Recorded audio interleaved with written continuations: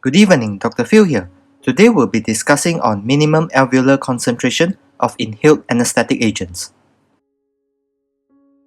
Introduction.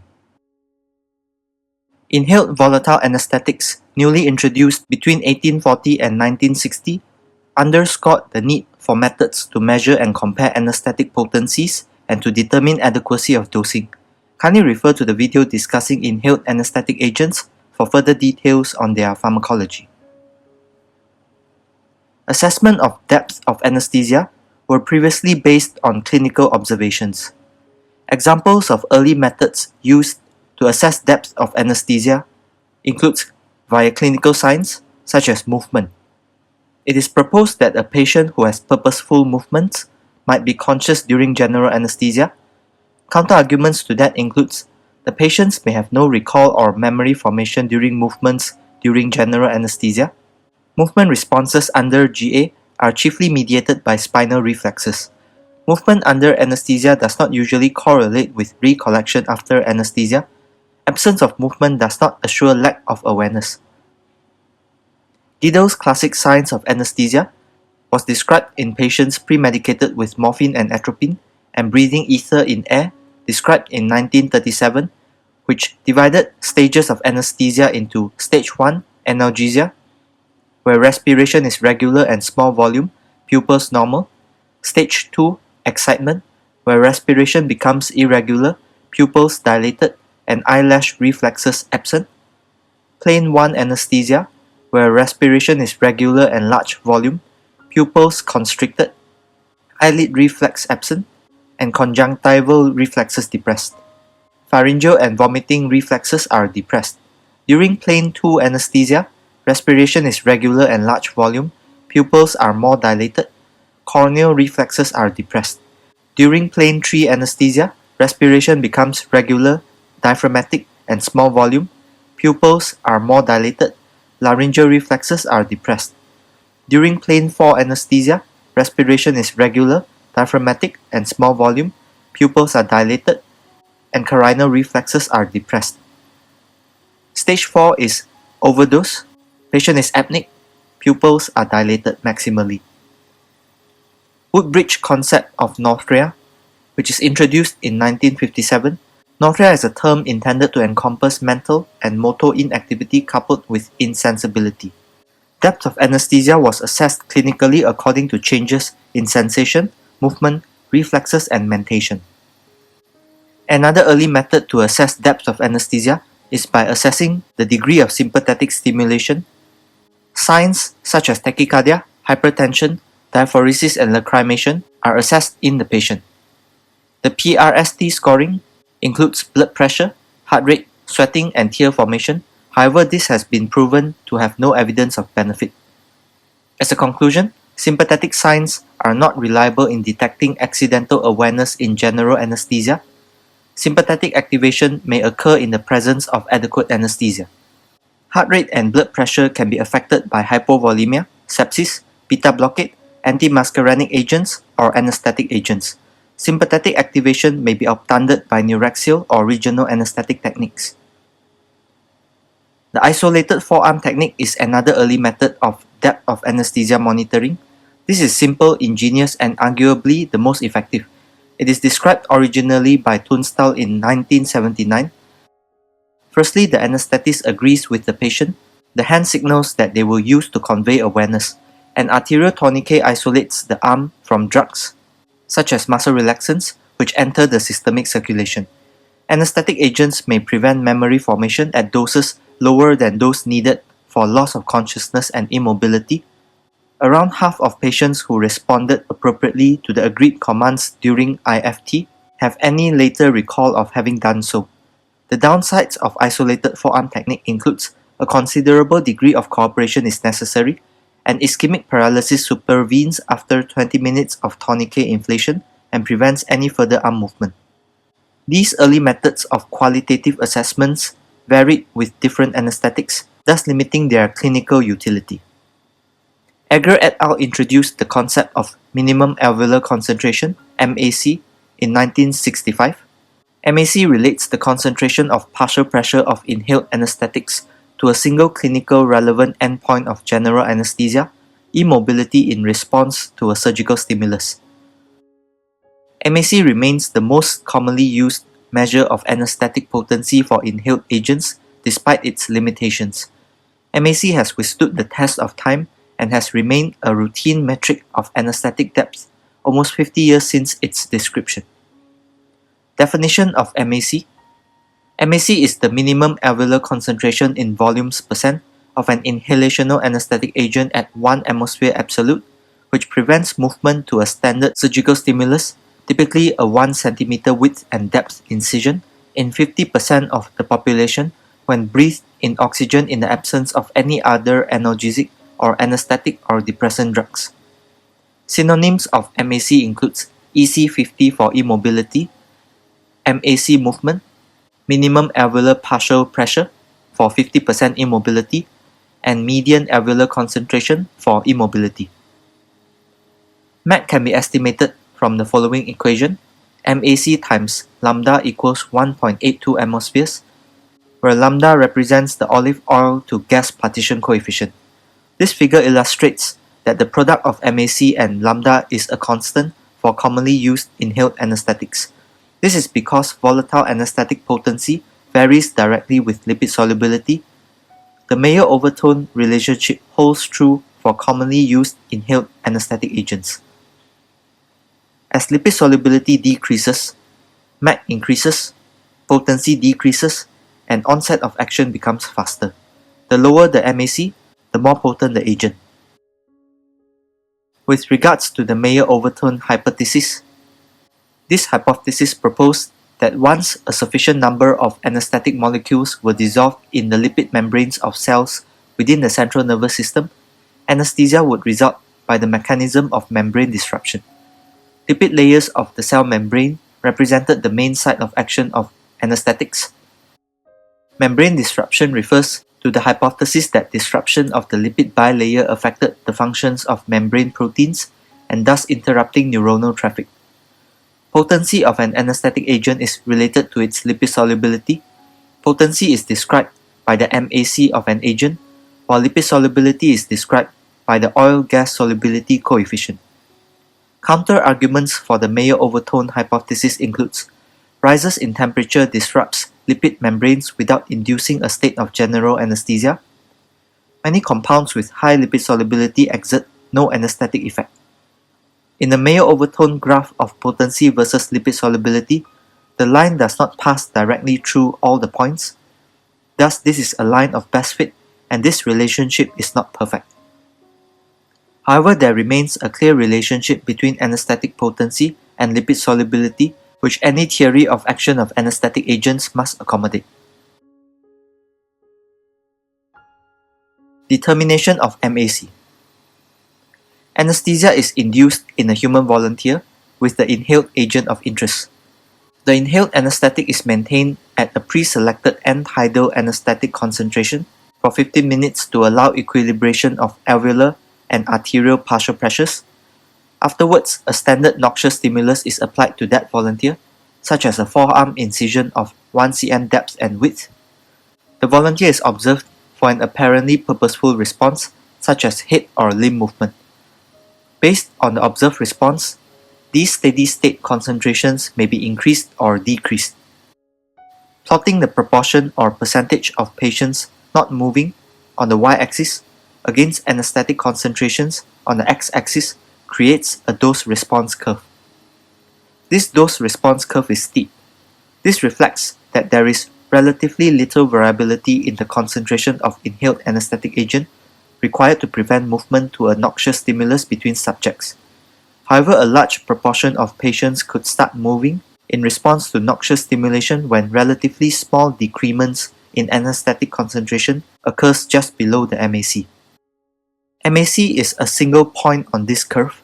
MAC corresponds to the concentration of anesthetic at which 50% of patients do not move in response to the stimulus.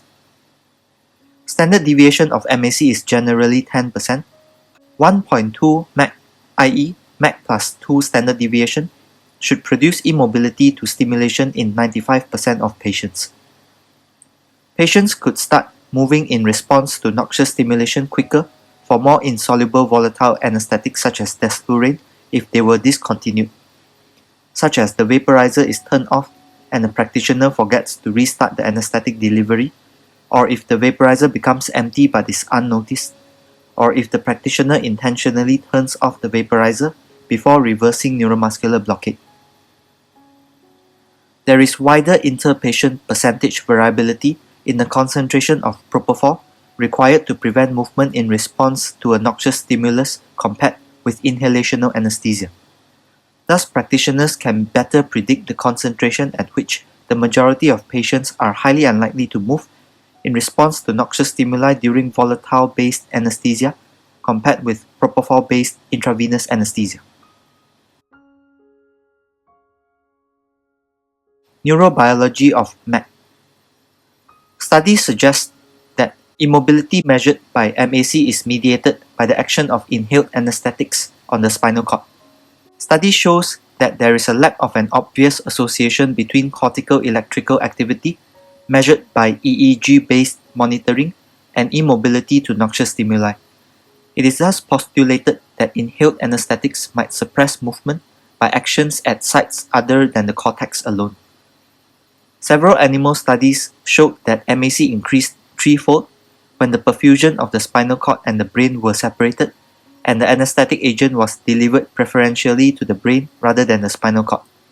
This suggested an alternative primary site of action other than the brain for volatile anesthetic-induced immobility.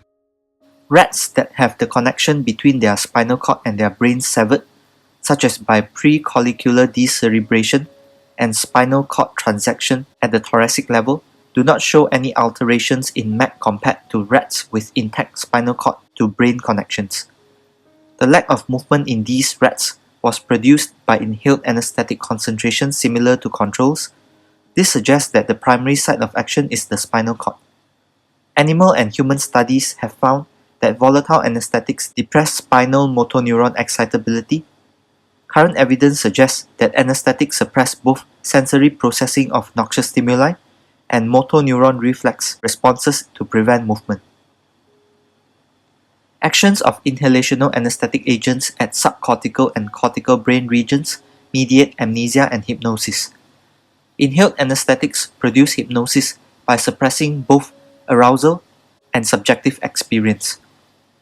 Actions of inhalational anesthetics on subcortical structures probably mediate their suppression of arousal as subcortical structures modulate sleep-wake cycles. Inhaled anesthetic actions on thalamocortical and cortico-cortical networks are thought to inhibit subjective experience. Inhaled anesthetics suppress learning and memory. Suppression of learning and memory was found in a study of healthy volunteers receiving sub-MAC concentrations of isoflurane. Advantages and limitations of MAC and MAC derivatives. Advantages. MAC is a reliable index of anesthetic potency. MAC relates the concentration of partial pressure of inhaled anesthetics to a single clinically relevant endpoint of general anesthesia, which is immobility in response to a surgical stimulus. By combining the pharmacokinetics of inhaled anesthetics to a given anesthetic effect, specifically the suppression of movement in response to a surgical stimulus, MAC becomes a measure of potency. A main assumption that affects the reliability of MAC is that the end-tidal anesthetic partial pressure is an accurate reflection of alveolar partial pressure, which in turn reflects partial pressure at the effect site. In reality, pharmacokinetic studies report that partial pressures do indeed equilibrate in the alveoli, arteries, brain, and other tissues after a sufficient period of time. This equilibration occurs at varying rates, depending on the physical properties of the particular volatile anesthetic agent studied. Anesthesia is ultimately related to the partial pressure of an inhalational agent in the brain rather than its percentage concentration in the alveoli. However, MAC has gained widespread acceptance as an index of anesthetic potency because it can be easily measured. Since the end-tidal gas concentration is in equilibrium with the free concentration in the plasma, the use of end-tidal gas concentration provides an index of the free concentration of drug required to produce anesthesia. MAC remains the standard index for comparison of volatile anesthetic potencies. MAC is inversely related to the potency of the inhaled anesthetic, i.e. the more potent the agent, the lower the MAC value. MAC exhibits small inter-individual variance. For a given stimulus, the anesthetic concentration required to prevent movement is similar from person to person. MAC is a useful and reproducible metric in both animals and humans. It is remarkably constant over a wide range of species, and MAC did not increase with stimulus intensity beyond a certain point, the supramaximal stimulation. The next advantage, MAC is easy to measure. MAC is determined by the measurement of end-tidal concentrations of anesthetic agents, such as via infrared absorption analyzers. Modern infrared absorption analyzers can measure the concentrations of various inhalational agents, such as halothane and fluorane, isoflurane, sevoflurane, and desflurane, on a breath-by-breath basis. Administered anesthetic concentration relative to MAC can be tracked in real time. An important caveat to this, there are equilibration delays for all volatile anesthetics between end-tidal levels and effect site concentration, especially for more soluble vapors like halothane and isoflurane. MAC allows for ready comparison of potency between inhaled anesthetics. MAC is quantitative and can be applied to all inhaled anesthetics. This is unlike the earlier qualitative methods proposed by Giddel and Woodbridge to assess anesthetic potency. Although MAC permits comparison of different agents, it represents only one point on a dose-response curve. One MAC of one agent is equivalent in anesthetic potency to one MAC of another. However, it does not mean that the agents are equipotent at 2 MAC. Generally, 0.5 MAC of one agent in combination with 0.5 MAC of another approximates to 1 MAC in total. MAC allows for comparisons of side effects of specific inhalational anesthetics at MAC equivalent multiples. This is enabled by the ability to quantify MAC for various volatile anesthetics. Practitioners are able to compare and contrast side effects with specific anesthetics at MAC equivalent multiples such as half MAC, 1 MAC, and 2 MAC. Equipotent concentrations of each agent influence organ systems to differing degrees. For example, they can affect blood pressure, heart rate, and airway reactivity differently and may have different muscle relaxant effects. Quantitative comparisons of these side effects help to inform the choice of inhaled anesthetic in clinical practice. MAC aids in the investigation of factors that alter anesthetic requirements. This will be discussed later.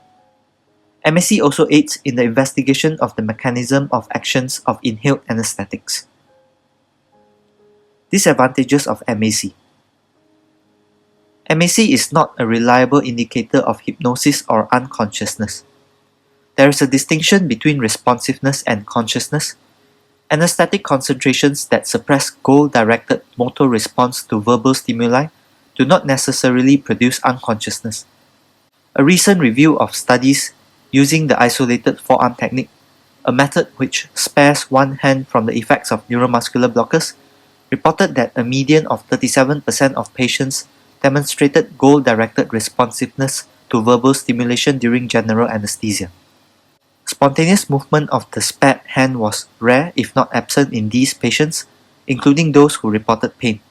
It is unknown why a behavioral response was elicited by a verbal stimulus, but not by the experience of noxious stimuli.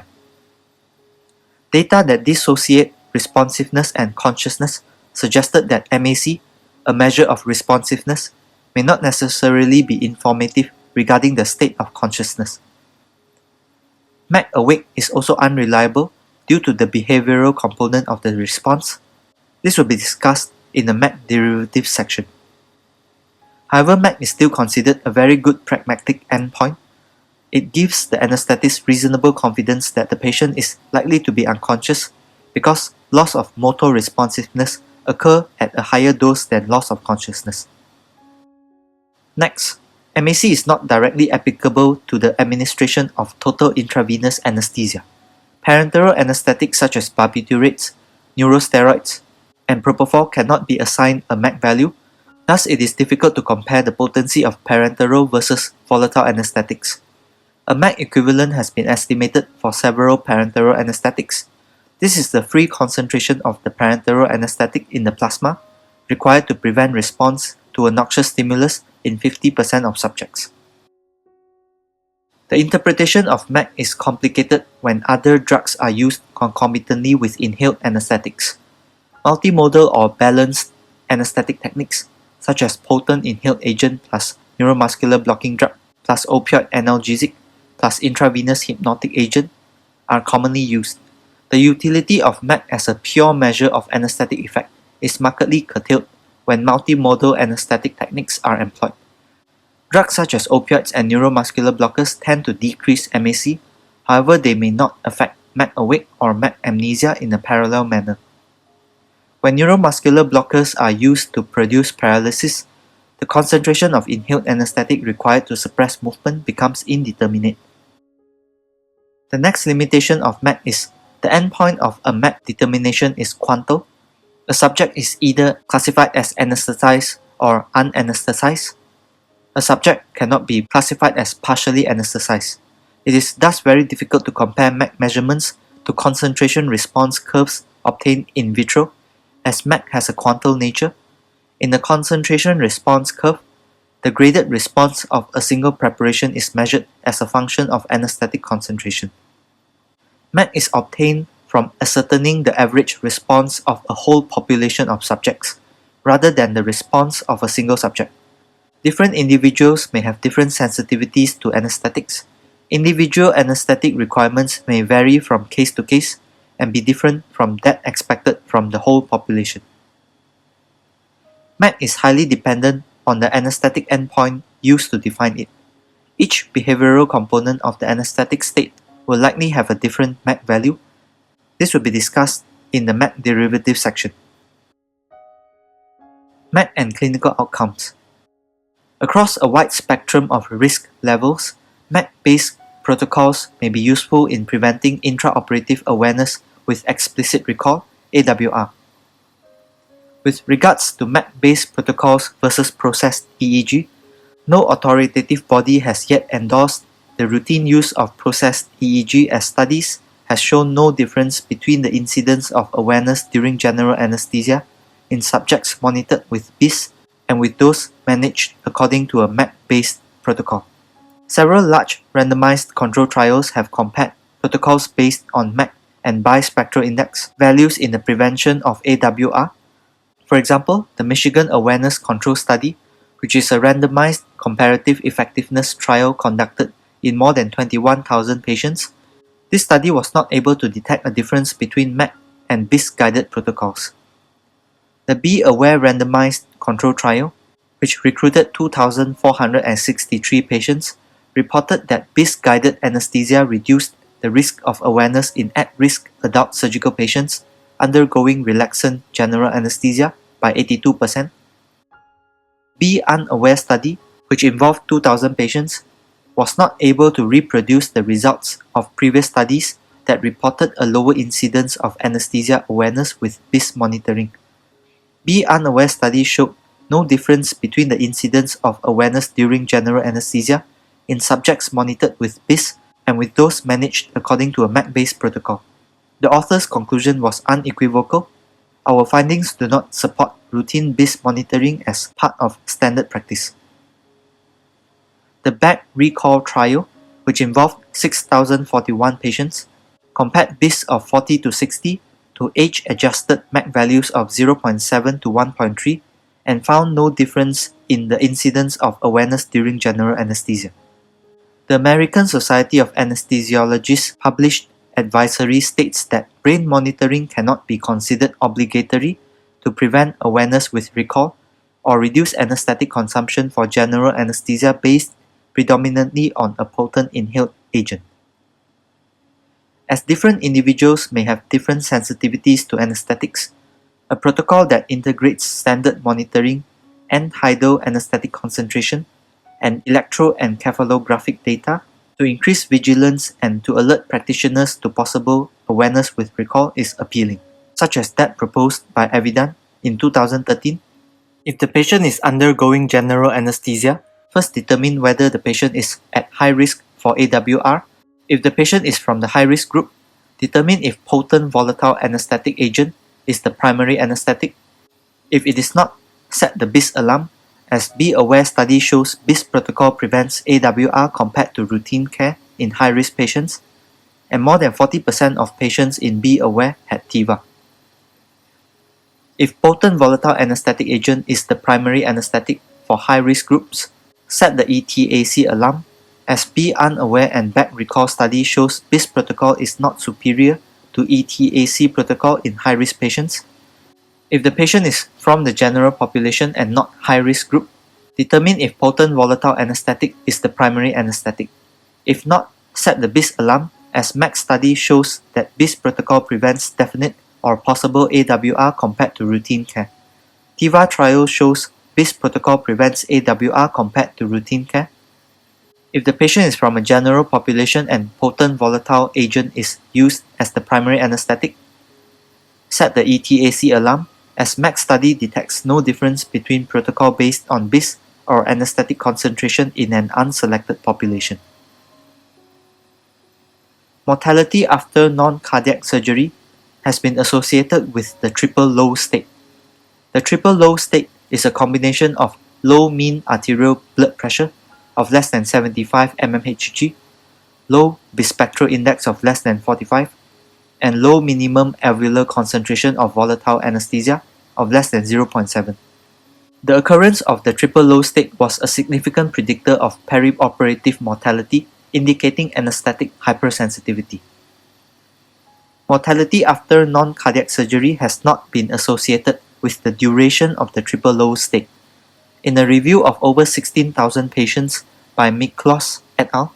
In 2014, there was no association between duration of triple low state intraoperatively and either perioperative or intermediate term mortality. A mortality sub-study of the Be Unaware trial found no evidence that cumulative BIS values below a threshold of 45, or cumulative inhalational anesthetic dose, or low intraoperative MAP was associated with increased risk of intermediate term mortality. These are my references. Thank you.